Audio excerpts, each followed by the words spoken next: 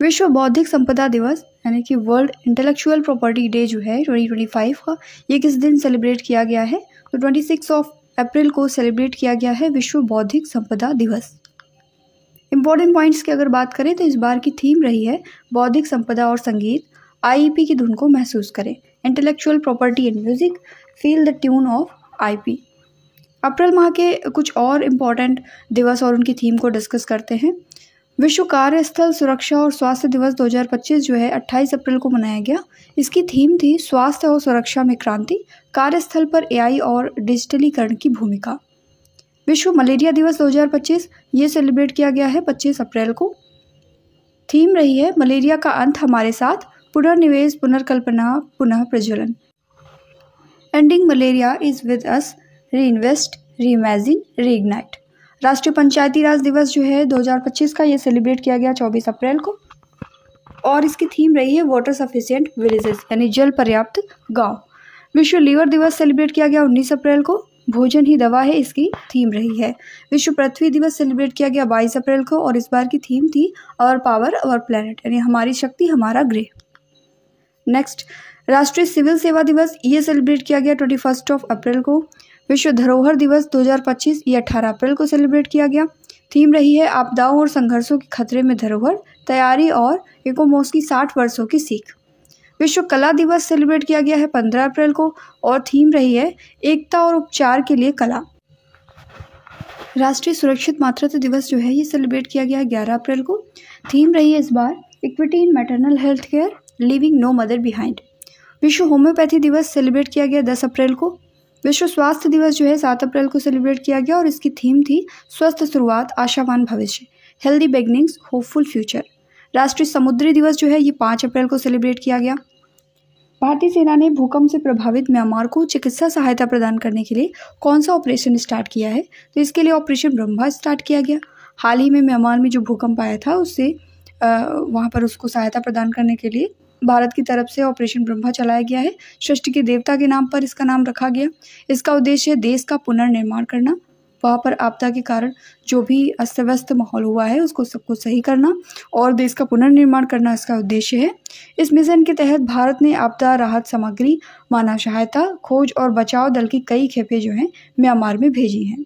साथ ही जो हमारी एनडीआरएफ की टीम है उसने concrete cutter, drill machine, plasma cutter और अन्य बचाव उपकरणों से लैस 80 सदस्यीय टीम जो है तैनात की है।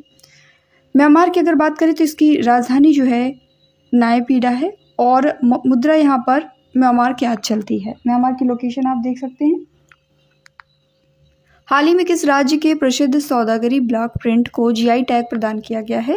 तो ये अहमदाबाद गुजरात का सौदागरी ब्लॉक प्रिंट है जिसको जीआई टैग दिया गया। अप्रैल 2025 में किस स्पेस एजेंसी ने फ्रेम 2 मिशन सफलतापूर्वक लॉन्च किया है? स्पेस एक्स एजेंसी जो है इसने अपना फ्रेम 2 मिशन सफलतापूर्वक लॉन्च किया है। स्पेस एक्स ने फ्रेम 2 मिशन लॉन्च किया जो कि फ्लोरिडा में नासा की कैनेडी स्पेस सेंटर से space x crew dragon capsule के माध्यम से प्रक्षेपित किया गया। ये एक प्राइवेट अंतरिक्ष उड़ान ध्रुवीय कक्षा का अनुसरण करने वाला पहला मानव मिशन है।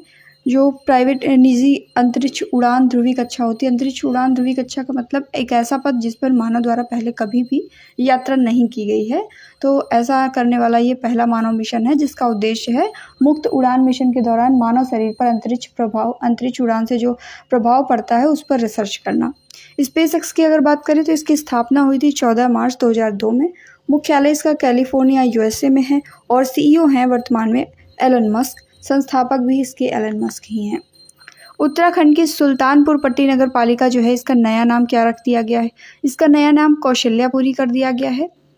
उत्तराखंड के मुख्यमंत्री ने हरिद्वार, देहरादून, नैनीताल और उधम सिंह नगर जिलों में स्थित 18 स्थानों के नाम बदलने की घोषणा की है। आइए जानते हैं कि ये कौन कौन से नाम हैं जो बदले गए हैं। हरिद्वार जिले में बदले गए कुछ नाम जैसे कि औरंगजेबपुर जो है भगवानपुर ब्लॉक में आता है, इसका नया नाम शिवाजी नगर होगा। गाजीवाली जो कि बहादुराबाद ब्लॉक में आता है, इसका नया नाम आर्य नगर है।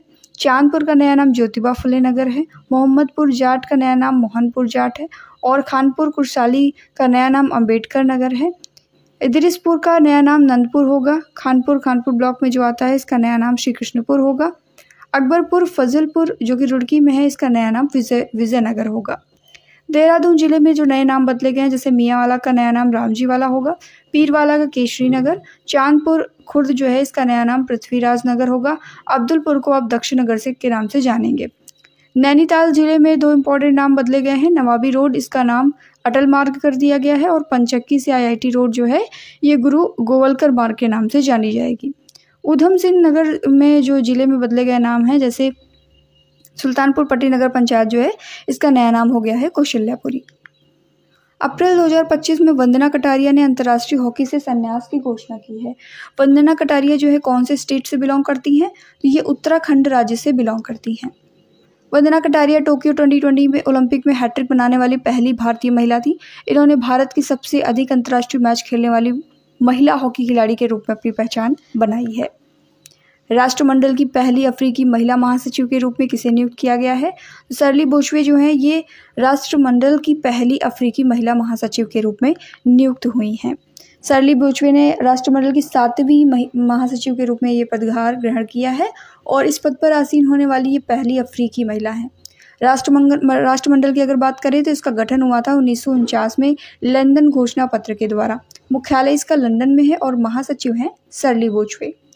वर्तमान में राष्ट्रमंडल में 56 देश शामिल हैं जो कि स्वतंत्र और समान स्वैच्छिक सहयोग पर आधारित हैं।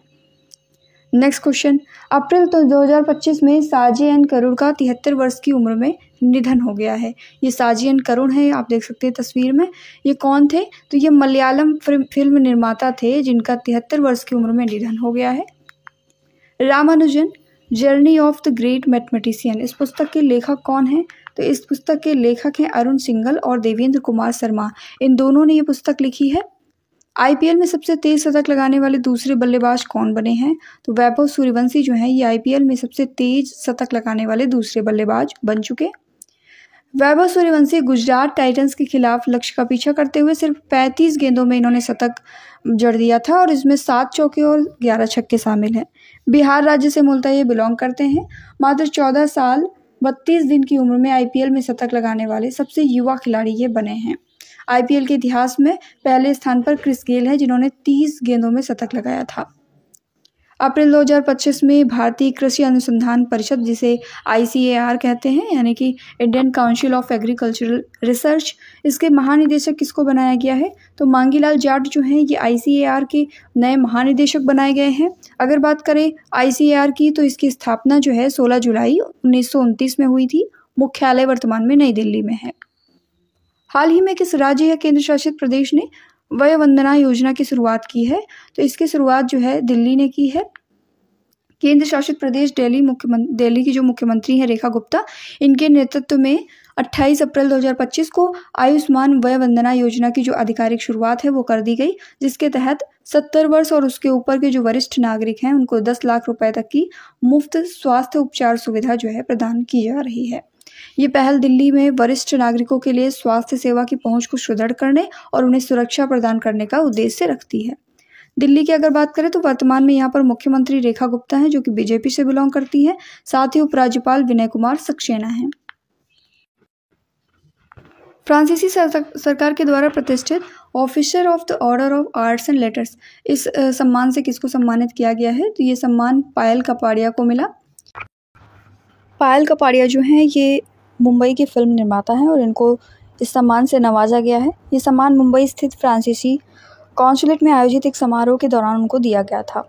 फ्रांस की लोकेशन आप देख सकते हैं मैप में।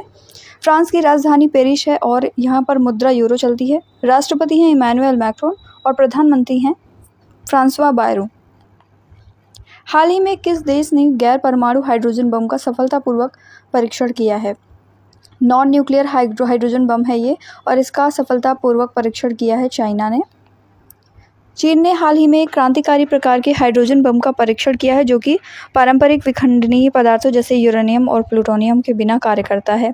हम लोग जानते हैं कि हाइड्रोजन बम बनाने के लिए यूरेनियम, प्लूटोनियम, इन सभी रेडियो एक्टिव एलिमेंट्स की ज़रूरत पड़ती है। नॉन न्यूक्लियर हाइड्रोजन बम ये बनाया गया है चाइना के द्वारा इन पदार्थों के बिना ये कार्य करेगा।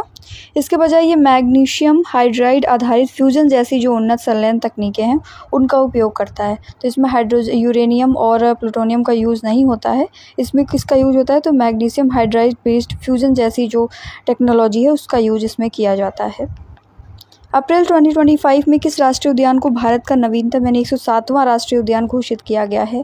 तो रिसेंटली सिमलीपाल जो है, सिमलीपाल नेशनल पार्क को भारत का नया राष्ट्रीय उद्यान डिक्लेयर कर दिया गया है।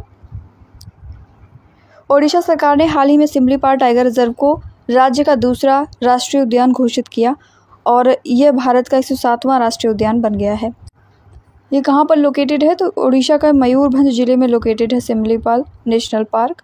जंगली मेलेस्टिक बाघों का विश्व का एकमात्र घर है जिसमें 40 रॉयल बंगाल टाइगर, ओडिशा की 25% एलिफेंट की आबादी और 104 ऑर्किड प्रजातियां जो हैं इसमें निवास करती हैं, जिनमें से कई इस क्षेत्र के लिए स्थानिक हैं, यहीं के निवासी हैं। ये रीजन किस में आता है? तो हम लोग जो दक्कन पेनिनसुला देखते हैं, प्रायद्वीप वाला भाग, वो वाला क्षेत्र, और इसी के साथ साथ छोटा नागपुर का प्रांत और महानदी का जो पूरा क्षेत्र है इसके अंतर्गत ही आता है। अपने खूबसूरत झरनों के लिए जाना जाता है जिसमें बैरही पानी और जोरंडा शामिल हैं। ये पार्क ऊंचे पठारों और पहाड़ियों से घिरा हुआ है। इसकी सबसे ऊंची चोटी की बात करें तो खैरी बुरु जो है इसकी सबसे ऊंची चोटी है और मेघाशिनी की जुड़वा चोटियाँ हैं। इसरो के पूर्व अध्यक्ष कृष्णस्वामी कस्तूरीरंगन का अप्रैल 2025 को बेंगलुरु में 84 वर्ष की आयु में निधन हुआ। उन्हें किस वर्ष पद्म विभूषण से सम्मानित किया गया था? तो इनको सन 2000 में पद्म विभूषण से सम्मानित किया गया था। इसरो के पूर्व अध्यक्ष हैं ये कृष्णस्वामी कस्तूरीरंगन। इसरो की अगर बात करें तो स्थापना 15 अगस्त 1969 में हुई थी। मुख्यालय इसका बेंगलुरु कर्नाटका में है। संस्थापक थे विक्रम साराभाई और वर्तमान अध्यक्ष हैं वी नारायण। प्रोफेसर सतीश धवन इसरो के सबसे लंबे समय तक सेवा करने वाले अध्यक्ष रह चुके हैं। सबसे कम कार्यकाल था प्रो एम.जी. के मेनन का, जो कि 9 माह का कार्यकाल था। जीम टेक्नोलॉजी की पहली भारतीय ब्रांड एम्बेसडर कौन बनी है? तो इसकी भारतीय ब्रांड एम्बेसडर बनी है कृति सैनन। इंपॉर्टेंट पॉइंट्स की अगर बात करें तो प्रमुख चीनी होम और personal appliance brand dreamy technology जो है इसने बॉलीवुड अभिनेत्री कृति सैनन को अपना पहला भारतीय ब्रांड एम्बेसडर बनाया है। कुछ इंपॉर्टेंट ब्रांड एम्बेसडर्स को डिस्कस करते हैं, जैसे कृति सैनन जो है ड्रीमी टेक्नोलॉजी की ब्रांड एम्बेसडर हैं। Vantika Agarwal LG electronics India की ब्रांड एम्बेसडर हैं। अनन्या पांडे जो है चैनल की। महेंद्र सिंह धोनी सिट्रोएन इंडिया के। संजना सांघी जो है स्पेस इंडिया।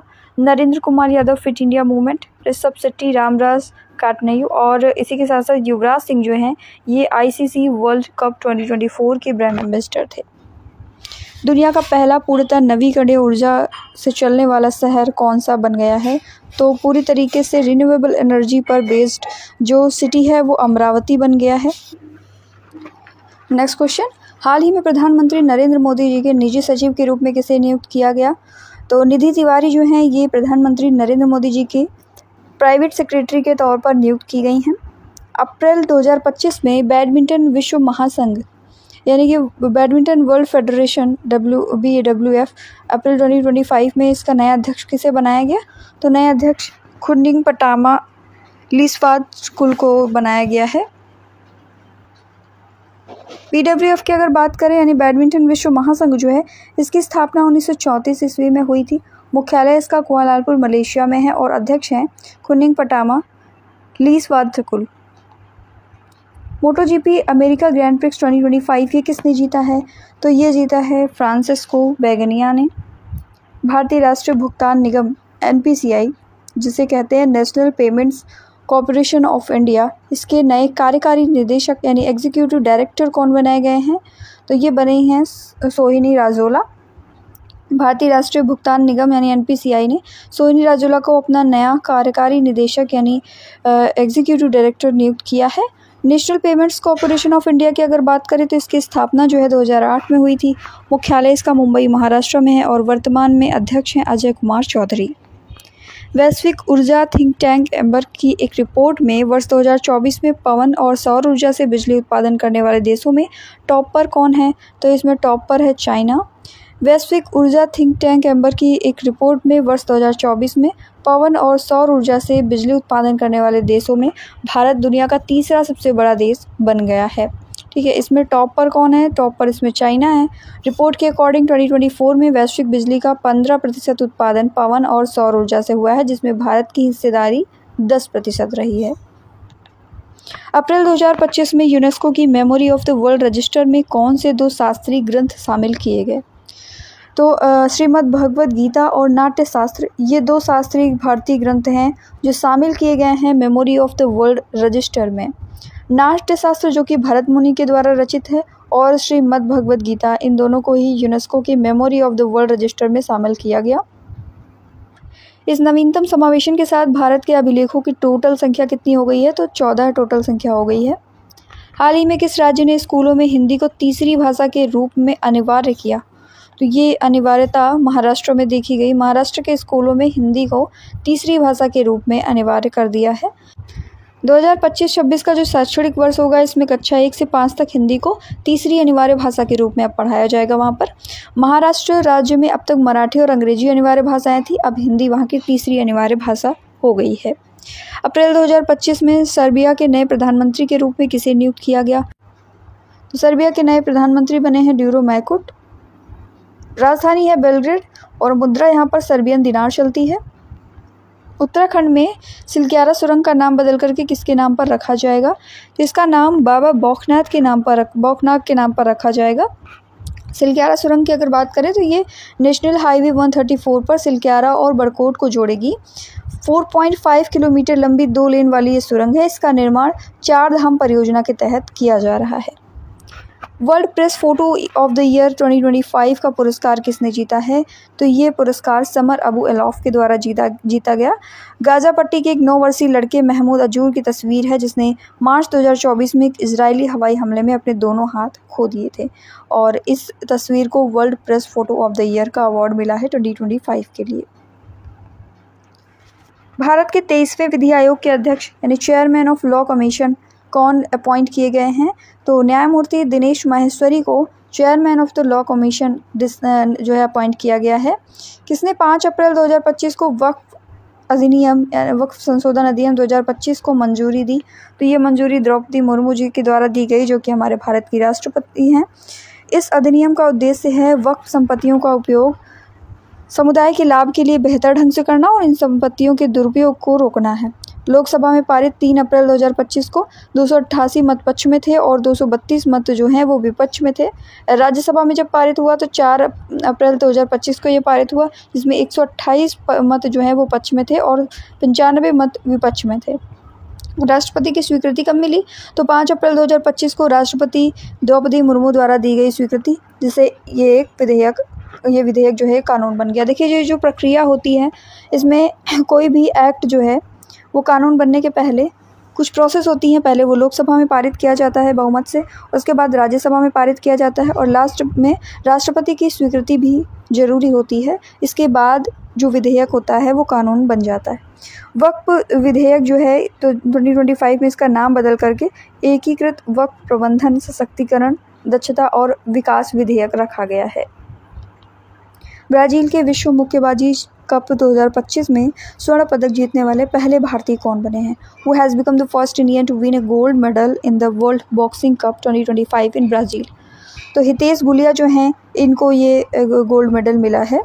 हितेश गुलिया ने फोज टू इगुआकू जो कि ब्राज़ील में है, वहाँ पर विश्व मुक्केबाजी जो कप था 2025 का, इसमें 70 किलोग्राम वर्ग में स्वर्ण पदक जीत करके इतिहास रचा है। 36वें गोल्डमैन पर्यावरण पुरस्कार 2025 एशिया क्षेत्र से किसे सम्मानित किया गया? गोल्डमैन इन्वायरमेंटल प्राइज 2025 का जो है ये मिला है बटमुख लवचंदन को। इंपॉर्टेंट पॉइंट्स की अगर बात करें तो 21 अप्रैल 2025 को कैलिफोर्निया संयुक्त राज्य अमेरिका में गोल्डमैन पर्यावरण फाउंडेशन जो है, इसने 36वें गोल्डमैन एनवायरमेंटल प्राइज़ 2025 के जो प्राप्तकर्ता हैं उनकी घोषणा की है। इसको ग्रीन नोबल के नाम से भी जाना जाता है। अब हम लोग यहाँ पर लिस्ट को डिस्कस करेंगे कि कौन कौन से विजेता हैं, किस देश से बिलोंग करते हैं। तो बटमुख लवचंदन जो है मंगोलिया से बिलोंग करते हैं। सेकेंडली सेमिया घरबी जो हैं ये ट्यूनीशिया से हैं। पेस्जाना गुरी और ओल्सिनिका अल्बानिया से हैं। कार्लोस मेलो मोलिना जो हैं ये स्पेन से हैं। लॉरेन एलन जो हैं USA से हैं। मारी लूस कैनाकेरी मुरियारी जो हैं पेरू से बिलोंग करते हैं। और ये इनका एशिया क्षेत्र था, मंगोलिया से बिलोंग करते हैं बटमुखलसदंस, और इनका ये एशिया क्षेत्र था। ड्रिलिंग और खनन श्रेणी से ये बिलोंग करते हैं। साथ में ट्यूनीशिया के जो सेमिया घर भी हैं ये अफ्रीका से हैं। कॉन्टिनेंट यहाँ पर दिया गया है कि कौन कौन से क्षेत्र से ये बिलोंग करते हैं, और यहाँ पर इनकी श्रेणियाँ लिखी हुई हैं कि किस श्रेणी में इनको ये अवार्ड मिला है। इन्होंने कहीं ना कहीं एनवायरनमेंट के क्षेत्र में अच्छे काम किए हैं, उसके लिए दिया जाता है ये ग्रीन नोबल, और डिफरेंट श्रेणियों में इन लोगों ने ग्रीन नोबल अवार्ड प्राप्त किया है। हाल ही में किस देश ने दुनिया का पहला थोरियम मोल्टेन साल्ट परमाणु रिएक्टर जो है इसको स्टार्ट किया है? इसको चाइना ने स्टार्ट किया है। ये रिएक्टर चीन के गोबी रेगिस्तान में स्थित है और इसे संघाई इंस्टीट्यूट ऑफ अप्लाइड फिजिक्स के द्वारा विकसित किया गया है। अप्रैल 2025 में IIM अहमदाबाद ने किस शहर में अपना पहला अंतर्राष्ट्रीय कैंपस शुरू करने की घोषणा की है? ये घोषणा अहमदाबाद ने दुबई में करने के लिए की है, और प्रमुख भारतीय उच्च शिक्षण संस्थान, भारतीय प्रबंधन संस्थान IIM अहमदाबाद और साथ में भारतीय विदेश व्यापार संस्थान IIFT दुबई, संयुक्त राज्य अमीरात UAE में अपना पहला विदेशी परिसर खोलेंगे। लंदन के scenes in the square movie trail में शामिल होने वाली पहली भारतीय फिल्म कौन सी बनी है? तो दिलवाले दुल्हनिया ले जाएंगी ये जो है मूवी ट्रेल में शामिल होने वाली पहली भारतीय फिल्म बनी है। लंदन के scenes in the square movie trail में शामिल हुई है ये। किस राज्य सरकार ने डॉक्टर भीमराव अंबेडकर के नाम पर नया वन्यजीव अभयारण्य घोषित किया है? तो मध्य प्रदेश गवर्नमेंट जो है इसने डॉक्टर भीमराव अंबेडकर के नाम पर नया वन्यजीव अभयारण्य जो है डिक्लेयर कर दिया है। मध्य प्रदेश गवर्नमेंट ने 14 अप्रैल 2025 को जब डॉक्टर भीमराव अंबेडकर की 134वीं जयंती मनाई गई तब उनके नाम पर एक नया वन्यजीव अभयारण्य स्थापित करने की ऑफिशियल घोषणा कर दी है। मियामी ओपन चैंपियन 2025 में महिला एकल का खिताब किसने जीता है? तो ये खिताब जो है आरेना सबालेंका के नाम रहा। पुरुष एकल के खिताब की बात करें तो जैकब मेंसिक जो है चेक गणराज्य से बिलोंग करते हैं, इनके नाम रहा मियामी ओपन चैंपियन 2024 में पुरुष एकल का खिताब। उत्तर प्रदेश के पहले अपशिष्ट से संपीड़ित प्राकृतिक गैस CNG संयंत्र का उद्घाटन किस शहर में किया गया है? तो इसका उद्घाटन प्रयागराज में किया गया है। उत्तर प्रदेश का ये पहला है और देश का दूसरा प्लांट है। ये प्लांट जो है पराली, मुर्गे के कूड़े, गोबर और गीले कचरे से जैव ईंधन बनाएगा। साथ में प्रतिदिन 21.5 टन जैव CNG, 200 टन जैविक खाद और 30 मीट्रिक टन जो है ब्रिकेट का उत्पादन करेगा। The great conciliator Lal Bahadur Shastri and the transformation of India, इस बुक के लेखक कौन है? तो इसके लेखक हैं संजीव चोपड़ा। ये बुक जो है भारत के दूसरे प्रधानमंत्री लाल बहादुर शास्त्री के जीवन और भारतीय राजनीति में उनके योगदान पर बेस्ड है। बुक का नाम क्या है? The great conciliator Lal Bahadur Shastri and the transformation of India. हाल ही में किसे एशियाई क्रिकेट परिषद ACC का नया अध्यक्ष बनाया गया है? तो ACC के नए अध्यक्ष हैं मोहसिन नकवी। एशियाई क्रिकेट परिषद की अगर बात करें तो इसकी स्थापना जो है 19 सितंबर 1983 में हुई थी नई दिल्ली में। मुख्यालय इसका दुबई में है, संयुक्त अरब अमीरात में। असम के राज्यपाल लक्ष्मण प्रसाद आचार्य ने राज्य का सर्वोच्च नागरिक पुरस्कार असम वैभव 2024 ये किसे प्रदान किया है? तो ये स्टेट का हाईएस्ट सिविलियन अवार्ड है असम वैभव। ये प्रदान किया गया राणा प्रताप कलिता को। असम के राज्यपाल हैं वर्तमान में लक्ष्मण प्रसाद आचार्य। इन्होंने गुवाहाटी में स्थित श्रीमंत शंकरदेव अंतर्राष्ट्रीय ऑडिटोरियम में आयोजित समारोह में असम राज्य के सर्वोच्च नागरिक सम्मान 2024 प्रदान किए हैं। असम वैभव पुरस्कार जो कि राज्य का सर्वोच्च नागरिक सम्मान है, ये सेवानिवृत्त lieutenant general Rana Pratap Kalita को प्रदान किया गया है। मैक 9 की गति वाली जिरकोन हाइपरसोनिक मिसाइल का अनावरण किस देश ने किया है? तो ये अनावरण किया गया रशिया के द्वारा। रूस ने जिरकोन हाइपरसोनिक मिसाइल का अनावरण किया जो कि एक अत्याधुनिक हथियार है। 20 किलोमीटर की ऊंचाई पर मैक 9 यानी कि ये जो मेज़रमेंट होता है 10,000 किलोमीटर प्रति घंटे से अधिक की मेज़रमेंट को कहते हैं, इसकी गति तक पहुंचने में सक्षम है। जिरकोन जिसे 3M22 जिरकोन भी कहा जाता है, एक सुपरसोनिक दहन रैमजेट या फिर स्क्रैमजेट संचालित परमाणु सक्षम हाइपरसोनिक क्रूज मिसाइल है। किस राज्य सरकार ने जल संरक्षण के तहत भागीरथ ऐप को लॉन्च किया? जल संरक्षण यानी वाटर कंजर्वेशन के तहत भागीरथ ऐप लॉन्च किया गया है उत्तराखंड गवर्नमेंट के द्वारा। इस ऐप का उद्देश्य है राज्य में जल स्रोतों के संरक्षण और प्रबंधन को बढ़ावा देना। इस पहल को धारा मेरा, नौला मेरा, गांव मेरा, प्रयास मेरा ये नारा दिया गया है। 6th बिम्स्टेक शिखर सम्मेलन 2025 का आयोजन कहाँ पर किया गया है? तो ये आयोजन बैंकॉक थाईलैंड में किया गया। इसका विषय था prosperous, resilient and open. BIMSTEC, prosperous, resilient and open, ये इसका जो है विषय रहा है। भारत की तरफ से इसमें नरेंद्र मोदी जी शामिल हुए। राजस्थान के पहले अंतर्राष्ट्रीय एआई रोबोटिक्स संस्थान का उद्घाटन कहाँ पर किया गया? इंटरनेशनल एआई रोबोटिक्स इंस्टीट्यूट जो है ये इनॉग्रेट किया गया जयपुर में। अप्रैल 2025 को निम्स विश्वविद्यालय में जयपुर में प्रदेश के पहले डेडिकेटेड आर्टिफिशियल इंटेलिजेंस, रोबोटिक्स और साइबरनेटिक्स संस्थान का उद्घाटन किया गया। ये संस्थान जो है राइजिंग राजस्थान पहल के तहत राजस्थान सरकार और निम्स विश्वविद्यालय के बीच में हुए समझौते का एक महत्वपूर्ण हिस्सा है। इसका प्रमुख उद्देश्य राजस्थान को डिजिटल नवाचार और साथ में कृत्रिम बुद्धिमत्ता का वैश्विक केंद्र बनाना है। Next question, which has become the first European country to withdraw from the International Criminal Court? International criminal court से बाहर होने वाला पहला यूरोपीय देश कौन सा बना है? तो हंगरी जो है ये पहला यूरोपीय देश बन गया है जो इंटरनेशनल क्रिमिनल कोर्ट से बाहर हुआ है। इंटरनेशनल क्रिमिनल कोर्ट की अगर बात करें तो ये एक अंतर सरकारी संगठन और अंतर्राष्ट्रीय न्यायाधिकरण है। स्थापना इसकी 1 जुलाई 2002 में हुई थी। मुख्यालय है हेग, नीदरलैंड में और अध्यक्ष इसके न्यायमूर्ति टोमोको अकाने हैं। अप्रैल 2025 में किस राज्य के कुमकोडम पान पत्ता को भौगोलिक संकेतक दिया गया है? जीआई टैग मिला है तमिलनाडु के कुमकोडम पान पत्ता को। अप्रैल 2025 में टोटल 8 प्रोडक्ट्स को जीआई टैग मिला है। डिस्कस करते हैं ये कौन कौन से प्रोडक्ट्स हैं। पहला है कुमकोडम पान पत्ता और इसी के साथ साथ थोलई फूलों की माला, पनरुति काजू, पुलियानकुड़ी एसिड लाइम, चेट्टिकुलम सलोट। ये जो चेट्टिकुलम सलोट है ये छोटा प्याज है, अपने स्पेशल फ्लेवर के लिए जाना जाता है। 6 नंबर पे विरुधुनगर सांबा वथल, सूखी लाल मिर्च है ये। पनरुति पलपाजम, ये एक तरीके का कटहल है 7th पर। और 8 नंबर पर है रामानाडू चिथिराई का राइस। इन सभी को जीआई टैग दिया गया है अप्रैल 2025 में।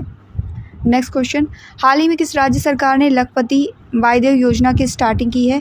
ये योजना असम में स्टार्ट की गई है। असम ने महिला उद्यमियों को वित्तीय सहायता और प्रशिक्षण के माध्यम से सशक्त बनाने के लिए लखपति वायदेव योजना स्टार्ट की है। मुख्यमंत्री हैं वहाँ के हेमंत विश्व शर्मा। इन्होंने घोषणा की है कि ये योजना स्वयं सहायता समूह जो भी हैं, सेल्फ हेल्प ग्रुप्स जो हैं, उनकी 40 लाख महिलाओं को लाभान्वित करेगी। ये योजना जो है पहले वर्ष में 10,000, दूसरे वर्ष में 25,000 और तीसरे वर्ष में व्यवसाय की सफलता के आधार पर 50,000 की प्रारंभिक राशि जो है प्रदान करेगी। अप्रैल 2025 में पश्चिम बंगाल के कितने नए उत्पादों को जीआई टैग दिया गया है? तो ये दिया गया टोटल 7, पश्चिम बंगाल के 7 नए उत्पादों को दिया गया है। ये उत्पाद कौन कौन से हैं? नोलेन गुरेर संदेश, कामारपुकर का सफ़ेद बोंडे, मुर्शिदाबाद का छाना बोरा, विष्णुपुर का मोतीचूर लड्डू, बारुईपुर अमरूद, राधुनी पागल चावल और माला का निस्तारी रेशम ज्ञान। ये 7 ऐसे प्रोडक्ट हैं जो पश्चिम बंगाल से बिलोंग करते हैं। इनको जीआई टैग दिया गया है। वर्ष 2025 में भारत का पहला यूनिकॉर्न कौन सी कंपनी बनी है? तो भारत की नई यूनिकॉर्न जो पहली यूनिकॉर्न बनी है 2025 में, इसका नाम है जूसपे। एक यूनिकॉर्न कंपनी जो है एक निजी रूप से आयोजित स्टार्टअप कंपनी है ये, जिसका मूल्यांकन $1 बिलियन से अधिक है नेटवर्थ। अप्रैल 2025 में स्लोवाकिया की कॉन्स्टेंटाइन द फिलोसोफर यूनिवर्सिटी के द्वारा किसी मानद डॉक्टरेट की उपाधि से सम्मानित किया गया। ये सम्मान द्रौपदी मुर्मू जी को मिला।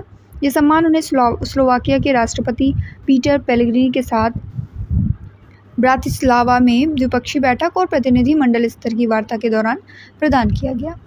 किस देश ने मात्र 6 घंटे में दुनिया का पहला 3D प्रिंटेड रेलवे स्टेशन बनाया है? तो सिर्फ 6 घंटे में ऐसा कारनामा जापान ने किया है।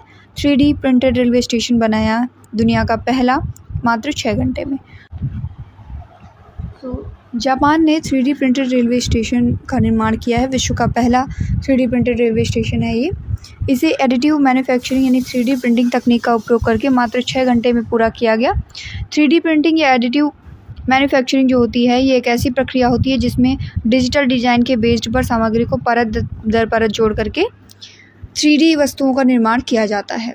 हाल ही में किस क्रिकेटर को क्रिकेट में उनके असाधारण योगदान के लिए नाइटहुड की उपाधि से सम्मानित किया गया? तो जेम्स एंडरसन को ये अवार्ड मिला है, नाइटहुड की उपाधि मिली है इन्हें। इंग्लैंड के ये महान तेज गेंदबाज हैं जेम्स एंडरसन, इनको क्रिकेट में उनके असाधारण योगदान के लिए नाइटहुड की उपाधि से सम्मानित किया गया है। लगातार 13वीं बार विश्व हवाई अड्डा रैंकिंग 2025 में टॉप प्लेस पर कौन रहा? सिंगापुर चांगी एयरपोर्ट जो है सिंगापुर का, ये टॉप पोजीशन पर बना हुआ है। टॉप 3 की अगर बात करें तो फर्स्ट पे सिंगापुर चांगी एयरपोर्ट, सेकंड पे हमाद इंटरनेशनल जो कि कतर का है, और थर्ड पे है टोक्यो इंटरनेशनल एयरपोर्ट जापान का। वन्यजीवी के नाम से मशहूर पर्यावरणविद दरिपल्ली रामैया का 87 वर्ष की आयु में निधन हो गया है। उन्हें किस वर्ष पद्मश्री पुरस्कार से सम्मानित किया गया था? तो इन्हें 2017 में पद्मश्री से नवाजा गया था। ये वन्यजीवी के नाम से मशहूर थे, पर्यावरणविद हैं दरिपल्ली रामैया। तेलंगाना के खम्मम जिले के अस्पताल में इनका निधन हुआ है। 87 वर्ष के थे ये, और इन्हें वन्यजीवी रामैया के नाम से भी जाना जाता है। दिल का दौरा पड़ने से इनका निधन हुआ है। प्रधानमंत्री नरेंद्र मोदी जी, तेलंगाना के मुख्यमंत्री ए रेवंत रेड्डी, केंद्रीय मंत्री जी किशन रेड्डी और अन्य गणमान्य लोगों ने दरिपल्ली रामैया के निधन पर शोक व्यक्त किया है। थॉमस कुक इंडिया लिमिटेड ने किसे अपने विदेशी मुद्रा कारोबार के लिए ब्रांड एम्बेसडर बनाया है? तो कार्तिक आर्यन को बनाया गया है brand ambassador Thomas cook India limited के द्वारा। कौन सा देश अंतर्राष्ट्रीय सौर गठबंधन के साथ एक साझेदारी ढांचे पर हस्ताक्षर करने वाला पहला अफ्रीकी देश बना? तो ऐसा करने वाला पहला अफ्रीकी देश मॉरिशस बना है। इंटरनेशनल सोलर अलायंस की अगर बात करें तो इसकी स्थापना 30 नवंबर 2015 को हुई थी कॉन्फ्रेंस ऑफ पार्टीज 21 के दौरान। मुख्यालय इसका गुरुग्राम हरियाणा में है और महानिदेशक हैं आशीष खन्ना। वर्तमान में अध्यक्ष देश है भारत। अप्रैल 2025 में सायोनी दास ने जिब्राल्टर जलडमरू मध्य जो है उसको तैरकर पार करने वाली पहली एशियाई महिला जो है बनने का गौरव प्राप्त किया। इनका संबंध भारत के किस राज्य से है? तो ये भारत के पश्चिम बंगाल से बिलोंग करती हैं। जिब्राल्टर, स्टेट ऑफ जिब्राल्टर जो है इसको तैर करके इन्होंने पार किया है, पहली एशियाई महिला बन चुकी हैं 2025 में। बंगाल की तैराक हैं सायोनी दास। हाल ही में इन्होंने जिब्राल्टर जलडमरू मध्य को सफलतापूर्वक पार किया है। जिब्राल्टर, स्टेट ऑफ जिब्राल्टर जो है ये एक संकीर्ण जलमार्ग है जो कि यूरोप को अफ्रीका से सेपरेट करता है। यूरोप जहाँ पर अफ्रीका से सेपरेट होता है वहीं पर Gibraltar, state of Gibraltar located है, और साथ में भूमध्य सागर को अटलांटिक महासागर से जोड़ता है। फीफा महिला विश्व कप 2031 की मेज़बानी कौन सा देश करने वाला है? तो ये मेज़बानी अमेरिका के द्वारा की जाएगी। इस आयोजन की घोषणा जो है अप्रैल 2025 में federation international D football association द्वारा की गई। ये टूर्नामेंट पहली बार 48 टीमों के साथ आयोजित होगा जो कि पहले के 32 टीमों से अधिक है। 2027 फीफा महिला विश्व कप का आयोजन ब्राज़ील में किया जाएगा। बोहाग बिहू जो है किस राज्य में मनाया गया है? तो बोहाग बिहू असम में सेलिब्रेट किया गया। उत्तर पूर्व भारत के कुछ हिस्सों में ये सेलिब्रेट किया गया है 14 अप्रैल से 21 अप्रैल के बीच में। इसे रोंगाली बिहू या फिर झात बिहू के नाम से भी जाना जाता है। किसने दूसरी बार इक्वाडोर के राष्ट्रपति के रूप में शपथ ग्रहण की? तो डेनियल नोबोआ जो है इनको सेकेंड बार इक्वाडोर के राष्ट्रपति के तौर पर नियुक्त किया गया है। महाद्वीप इक्वाडोर जो है ये दक्षिण अमेरिका से बिलोंग करता है, बिल्कुल इक्वेटर पर लोकेटेड ये कंट्री है इक्वाडोर। राजधानी इसकी क्विटो है और मुद्रा यहाँ पर अमेरिकन डॉलर चलती है। भारत ने किस देश के साथ में वैज्ञानिक अनुसंधान क्षेत्र में सहयोग के लिए समझौता ज्ञापन पर हस्ताक्षर किए? तो भारत ने यह हस्ताक्षर इटली के साथ में किए हैं। अनुसूचित जातियों में आरक्षण का वर्गीकरण लागू करने वाला भारत का पहला राज्य कौन सा बना है? तो अनुसूचित जातियाँ जो हैं उनमें आरक्षण का वर्गीकरण तेलंगाना राज्य ने किया। इसका उद्देश्य है अनुसूचित जातियों के भीतर सबसे पिछड़े वर्गों को आरक्षण का वास्तविक लाभ दिलाना और समान अवसर सुरक्षित करना। भारत का पहला गैलियम नाइट्राइड यानी GAN पर बेस्ड सेमीकंडक्टर प्लांट जो है ये कहाँ पर स्थापित किया जाएगा? तो ये प्लांट स्थापित किया जाएगा रायपुर, छत्तीसगढ़ में। GAN यानी गैलियम नाइट्राइड किसको कहते हैं?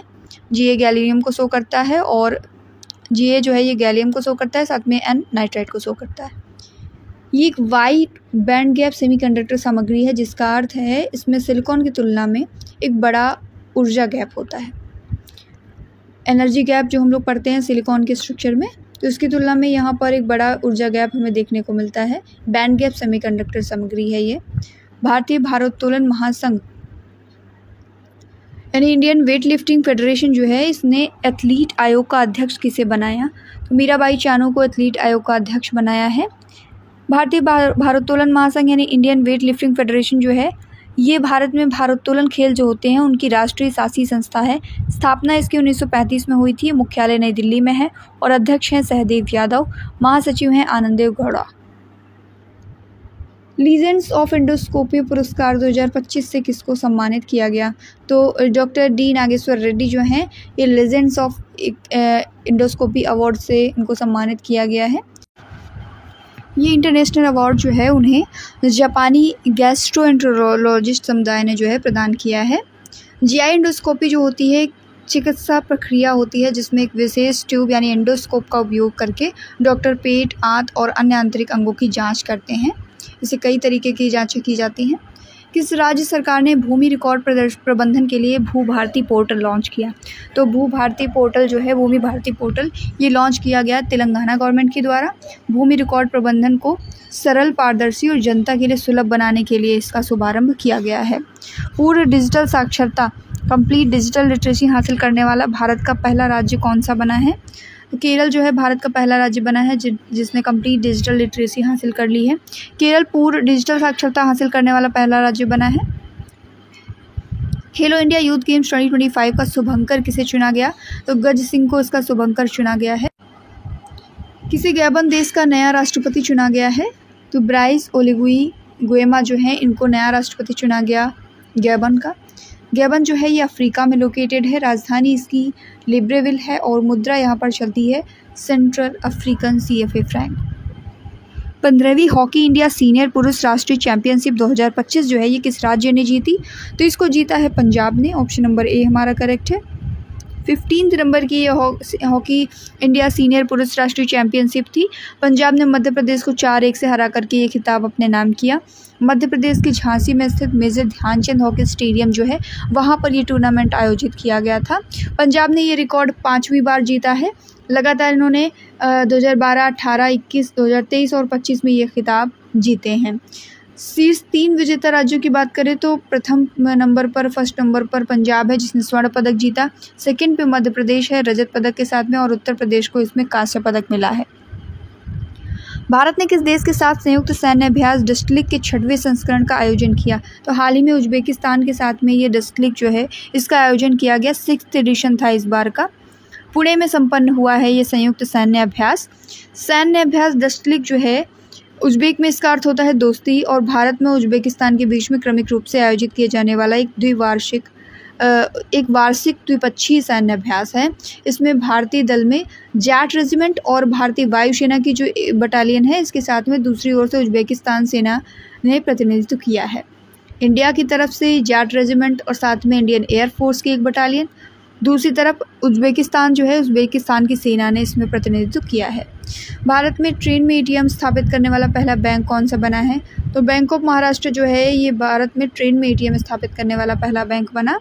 मुंबई और मनमाड जो है इसके बीच में चलने वाली पंचवटी एक्सप्रेस में अपना पहला ATM लगाया है। जम्मू कश्मीर के मुख्यमंत्री उमर अब्दुल्ला जो हैं स्वास्थ्य सेवा के लिए कौन सा ऐप इन्होंने लॉन्च किया? तो इन्होंने ई-सेहत नाम से एक ऐप लॉन्च किया है। जम्मू कश्मीर के मुख्यमंत्री हैं उमर अब्दुल्ला। केंद्र शासित प्रदेश जम्मू कश्मीर के लोगों की स्वास्थ्य संबंधी जो ज़रूरतें हैं उनको पूरा करने के लिए एक व्यापक डिजिटल समाधान प्रदान करने के लिए ई-सेहत नाम से ऐप लॉन्च किया है। इंटरपोल की गवर्नेंस समिति का अध्यक्ष किस देश को चुना गया? तो संयुक्त अरब अमीरात जो है ये इंटरपोल की गवर्नेंस समिति का अध्यक्ष बनाया गया है। इंटरपोल यानी कि इंटरनेशनल क्रिमिनल पुलिस ऑर्गेनाइजेशन, स्थापना इसकी 7 सितंबर 1923 में हुई थी और मुख्यालय लियोन फ्रांस में है। भारत 1949 में इस संगठन का सदस्य बना था। वर्तमान में महासचिव वाल्डेजी उर्कीजा हैं और वर्तमान में अध्यक्ष हैं दाना हुमैद अल मरजूकी। वित्तीय वर्ष 2025 जो है इसमें लगातार चौथे वर्ष कौन सा देश भारत का सबसे बड़ा व्यापारिक साझेदार बना है? तो भारत का सबसे बड़ा यानी इंडिया का लार्जेस्ट ट्रेडिंग पार्टनर बना है USA। लगातार चौथे वर्ष ये भारत का लार्जेस्ट ट्रेडिंग पार्टनर रहा है। वित्तीय वर्ष 2025 के अकॉर्डिंग भारत के जो टॉप 3 ट्रेडिंग पार्टनर्स है उसमें फर्स्ट पे USA आता है, सेकंड पे चाइना और थर्ड पे UAE है। भारत की पहली मिसेस ग्लोब इंटरनेशनल अवार्ड 2025 की विजेता कौन बनी है? अनुराधा गर्ग बनी है इंडिया के first Mrs globe international award winner. Gurugram की हैं अनुराधा गर्ग। इन्होंने चाइना में हुए मिसेस ग्लोब इंटरनेशनल का अवार्ड ये जीता है 2025 में। एक इंटरनेशनल सौंदर्य प्रतियोगिता है ये।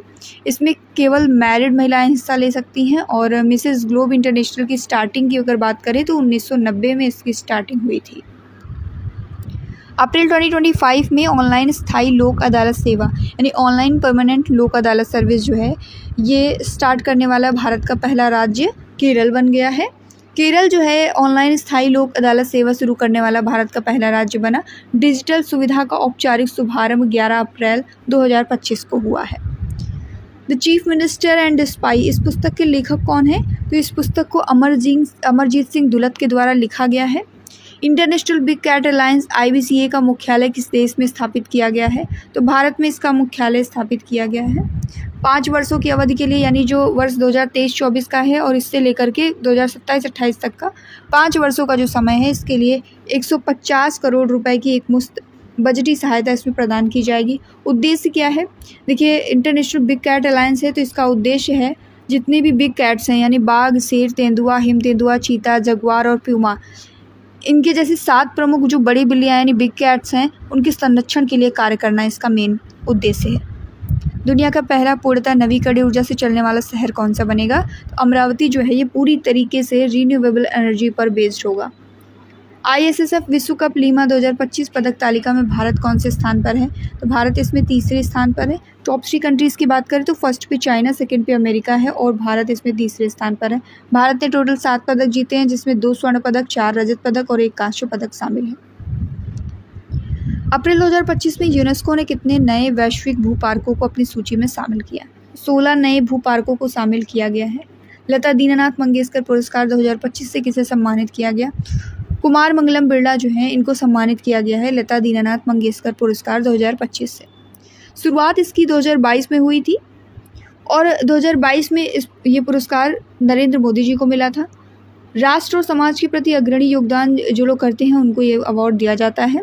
ये पुरस्कार मास्टर दीनानाथ मंगेशकर स्मृति प्रतिष्ठान संस्थान जो है उसके द्वारा प्रदान किया जाता है। नेक्स्ट क्वेश्चन, हाल ही में भारत सरकार ने पाकिस्तान के साथ जो सिंधु जल संधि थी इसको निलंबित करने का फैसला लिया है। इस समझौते पर हस्ताक्षर कब हुए थे? तो 1960 में इस समझौते पर हस्ताक्षर हुए थे। इस समय जो पहलगाम में अटैक हुआ उसके बाद भारत पाक संघर्ष चल रहा था तो उस दौरान भारत सरकार ने पाकिस्तान के साथ जो सिंधु जल संधि है इसको निलंबित करने का फैसला ले लिया है। नेक्स्ट क्वेश्चन, किस राज्य में भारत का पहला क्वांटम कंप्यूटिंग गांव स्थापित किया जाएगा? तो ये क्वांटम कंप्यूटिंग गांव जो है इस्टेब्लिश किया गया है अमरावती, आंध्र प्रदेश में। आंध्र प्रदेश गवर्नमेंट जो है उसने अमरावती में भारत का पहला क्वांटम कंप्यूटिंग गांव जो है स्थापित करने की दिशा में कदम बढ़ाया। इस पहल का उद्देश्य है क्वांटम कंप्यूटिंग अनुसंधान और सहयोग के लिए एक अग्रणी पारिस्थितिकी तंत्र बनाना। अप्रैल 2025 में पाकिस्तान ने शिमला समझौते को निलंबित किया। इस पर हस्ताक्षर कब हुए थे? तो 1972 में इसमें हस्ताक्षर हुए थे। शिमला समझौते पर 2 जुलाई 1972 को प्रधानमंत्री इंदिरा गांधी और पाकिस्तानी राष्ट्रपति जुल्फिकार अली भुट्टो जो है इन्होंने साइन किया था। भारत और पाकिस्तान के बीच में 1971 का जो युद्ध हुआ इसके बाद समझौते पर हस्ताक्षर किए गए थे। पूर्वी पाकिस्तान को मुक्त कर दिया गया इसके बाद और वही पूर्वी पाकिस्तान जो है बांग्लादेश बना। शिमला हिमाचल प्रदेश में बॉन्सकोट में समझौते पर हस्ताक्षर किए गए थे। गर्भाशय ग्रीवा कैंसर की जांच के लिए पहली स्वदेशी HPV टेस्ट किट जो है भारत ने कहां पर लॉन्च की? तो ये नई दिल्ली में लॉन्च की गई किट है। HPV यानी ह्यूमन पैपिलोमा वायरस टेस्ट जो है इस पहल के तहत 2 किट पेश की गई हैं। पहली गोवा स्थित माल बायो डायग्नोस्टिक्स के द्वारा विकसित ट्रूनेट HPV HR+ और दूसरा पुणे यानी महाराष्ट्र में स्थित माईलैब डिस्कवरी सॉल्यूशंस के द्वारा विकसित पैथोडिटेक्ट। भरनी त्यौहार मुख्य रूप से किस राज्य में मनाया जाता है? तो भरनी त्यौहार जो है केरल में मनाया जाता है। कोडुंगलूर भरनी एक जीवंत वार्षिक त्यौहार है जो कि केरल के त्रिशूर जिले के कोडुंगलूर में स्थित श्री कुरुम्बा भगवती मंदिर में मलयालम महीने यानी मार्च अप्रैल का जो ड्यूरेशन होता है इसके दौरान आयोजित किया जाता है। भद्रकाली के जन्म का उत्सव है। कथा के अनुसार राक्षस दारिका को नष्ट करने के लिए भगवान शिव की तीसरी आंख से भद्रकाली प्रकट हुई थी और ये त्यौहार भरनी त्यौहार उसी उपलक्ष्य में मनाया जाता है।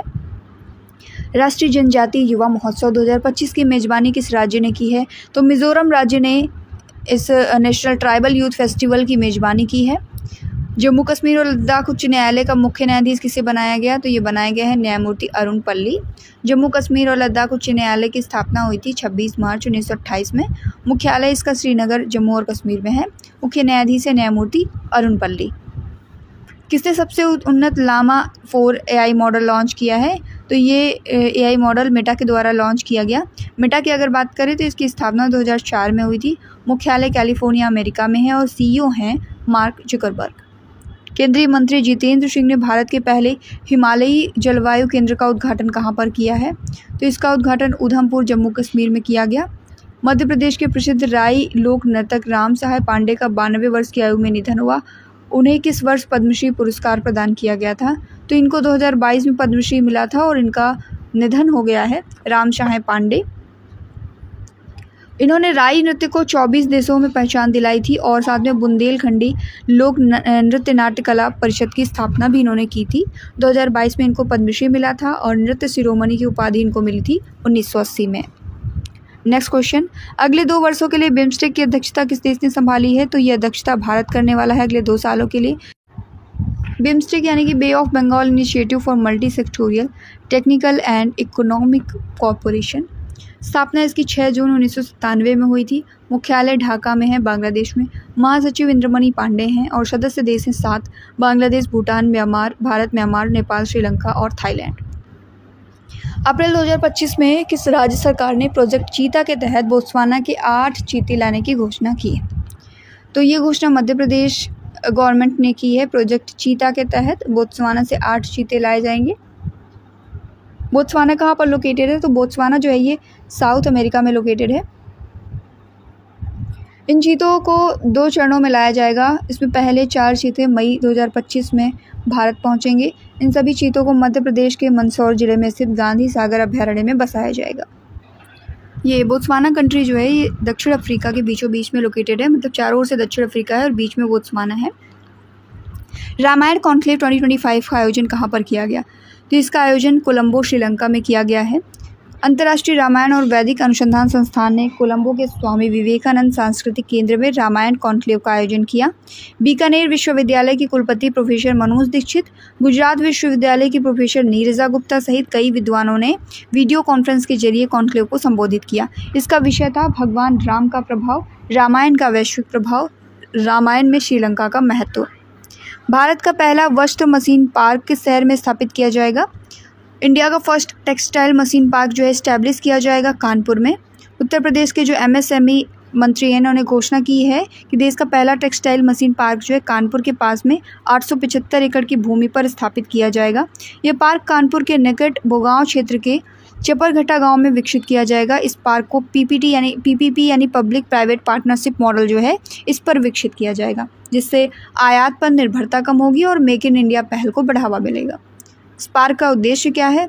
इसका उद्देश्य कपड़ा उद्योग में जो उपयोग की जाने वाली मशीनें हैं इनका स्वदेशी विनिर्माण करना, जिससे वर्तमान में चाइना, वियतनाम, दक्षिण कोरिया और ताइवान, साथ में यूरोप जैसे देशों से जो आयात किया जाता है इसको कम किया जा सके, अपने देश में चीज़ें बनाई जा सके। एग्री वोल्टाइक परियोजना को लागू करने वाला भारत का पहला राज्य कौन सा बना है? तो पहला राज्य बना है उत्तर प्रदेश। एग्री वोल्टाइक परियोजना को अपनाने वाला भारत का पहला राज्य। एग्री वोल्टाइक प्रोसेस जो होती है जिसमें कृषि वोल्टी प्रणाली या फिर इसको सौर खेती भी कहा जाता है, एक नई टेक्नोलॉजी है जिसमें किसान अपनी फसलों के उत्पादन के साथ साथ बिजली उत्पादन भी कर सकते हैं। अप्रैल 2025 में संस्कृति मंत्रालय ने उड़ीसा के किन महोत्सव को अमूर्त सांस्कृतिक विरासत की सूची में शामिल किया? पुरी की जगन्नाथ रथ यात्रा और कटक की बाली यात्रा, इन दोनों को शामिल किया गया है। लॉरियस वर्ल्ड स्पोर्ट्स अवार्ड 2025 में world sportsman of the year से किसको सम्मानित किया गया? तो ये अवार्ड जो है मोंडो डुप्लांटिस को मिला है। World sportsman of the year ये अवार्ड मोंडो डुप्लांटिस के नाम रहा। World sport women of the year Simone Biles के नाम। World team of the year Real Madrid को मिला और lifetime achievement record Kelly Slater के नाम रहा। नीरज चोपड़ा ने NWU पोस्ट इन्विटेशनल 2025 में कौन सा पदक जीता? तो इसमें इन्होंने स्वर्ण पदक जीता है।